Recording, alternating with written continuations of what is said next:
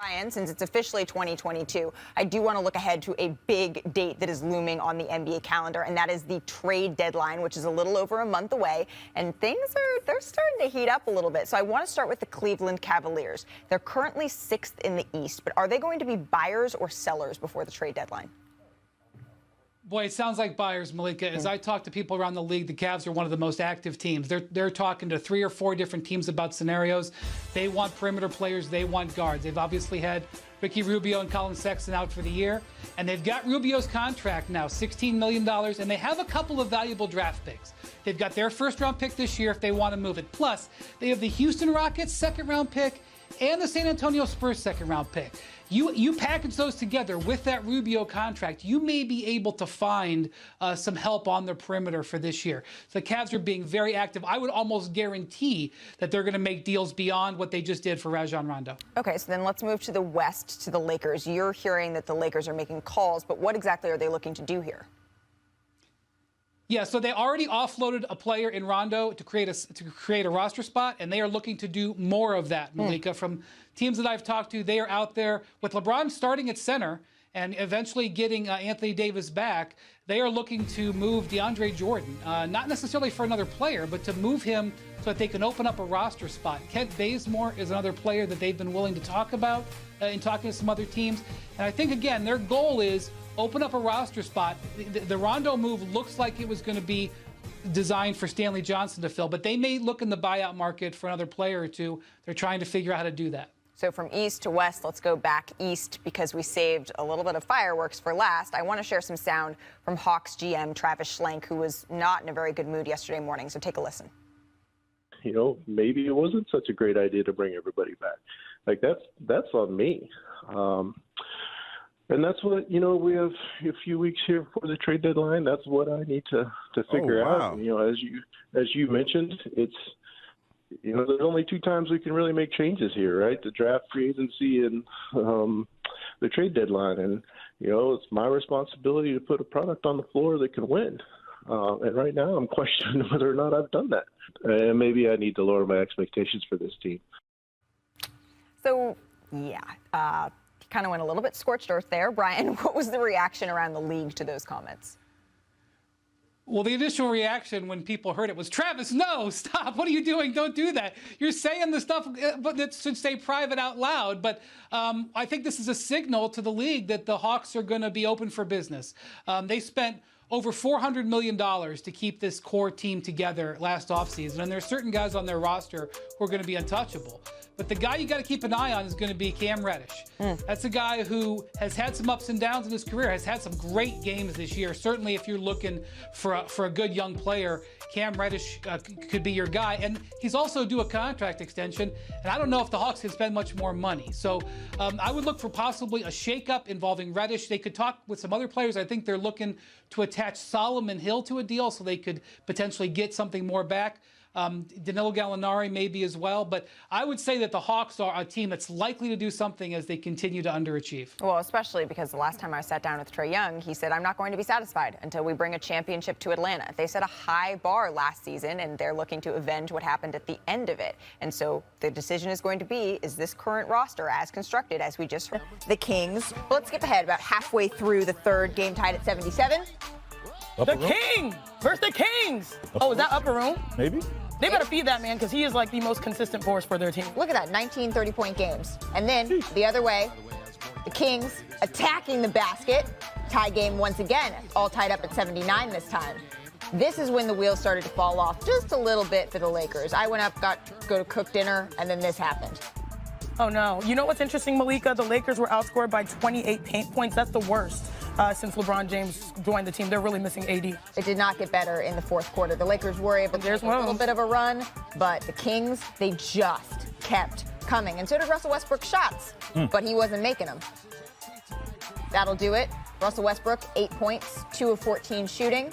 We're going to hear from him in just a little bit. And this, oof, dagger. This was the dagger. The Kings, they get a win over the Lakers. Here's Russell Westbrook after the game.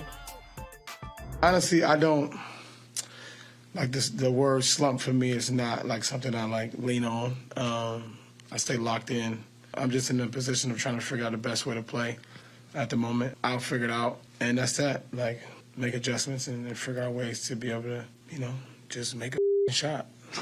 That's it. I mean, obviously, just put in the work and, and trust the work that you put into it. So, he's getting some really good looks. They're just not going down for him right now. All right, I feel like this is deja vu. I'm going to ask the question that I've asked many, many times on this show, but I have a new strategy this time, Big Perk, okay?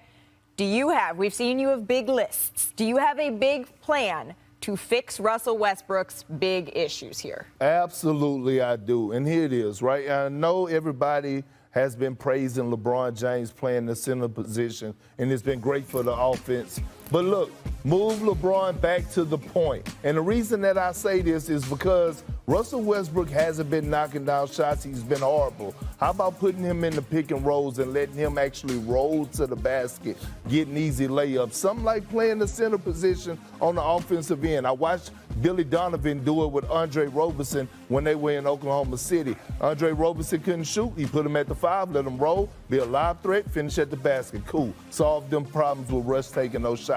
Number 2, run it. Where's number 2? Here you go. In those bank shots that Russ are taking, the ones that hit in the shot clock. Yeah, the wings. Listen, the Lakers should put in place right now that every time Russ shoots that shot, he gets fined. Take it out of the repertoire. It's not a good thing for the Lakers, and it's not a good thing for Russell Westbrook. Coming in at number 3, where's that? Run it, run it, run it, run it.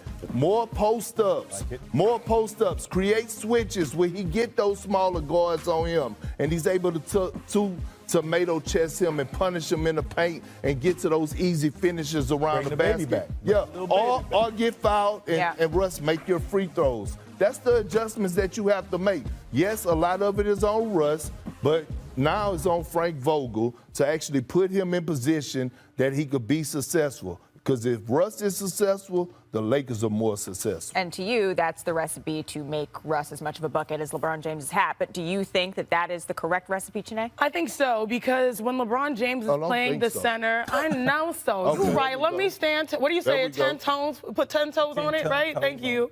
Yeah, I think when you have LeBron James at the center, that is convenient because the NBA is primarily small ball, right? So he plays the center. You get more shooting, hopefully. But the reality is when he is setting screens, he's not dictating plays as much.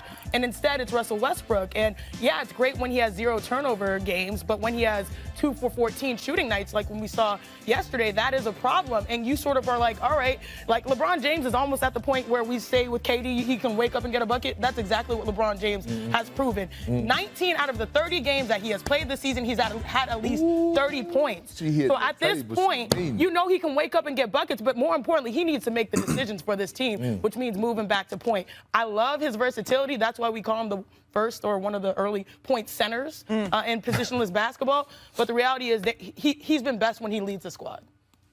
Here's my thing with Russ. First of all, if you're going to play small ball, your team has to defend and allow Russ to get out in transition. The other thing, I like the post-ups, but I'm telling Russ, drive. Work your way inside out. Just like what do you tell shooters? Shooters, shoot. Yeah. Well, he's a guy that penetrates. Continue to get into the paint, and work your way out. Don't settle. And I like the fact that if Russ can get out in transition, he sees some buckets, he gets free throws, he gets to feel good and feel better about himself. When you see the ball go in, we all know that. We see the ball go in, you feel better about your game. But defensively, you're not helping yourselves either. Yes, you're playing small ball, so you should be able to guard the ball. Where they're allowing everybody in their paint, so they're not getting out in transition, and they have to set up against half-court defenses every time. And when they set up against half-court defenses, guess what? They're not playing Russ, and they're making him shoot the three-point shot. Right. And so this is why I say, yes, LeBron at center helps them offensively, but it don't helps them defensively because they don't have a rim protector. Well, and then what happens when you're trying to work Anthony Davis back in? Oh, well, you bring Anthony Davis back in. See, what happened is, what's going on right now is that, I said this before last week or 2 weeks ago on this show, what LeBron James is really showing Anthony Davis is how to embrace the center position. And they were getting stops, too. Yeah, but embrace it, AD. Like, it's not bad. It's not a bad thing. And still in all, even if you do have Anthony Davis on the floor, you still could stretch him out because I don't believe that Anthony Davis is going to stay in his shooting slump for his three-point shots. We already know his 15-foot is automatic. But have Russ roll into the basket. Help Russ because we didn't came to the conclusion you're not going to be able to trade him. So now you got to figure out how can I get the best version of Russell Westbrook. And I ain't going to even lie. Right now, watching his interviews, listening to him, he looks broken. And now it's on the coaching staff and his teammates to help him. Yeah, well, and we've seen LeBron James teams get better late in the season. We've seen them make that push. We've seen them overcome things that seem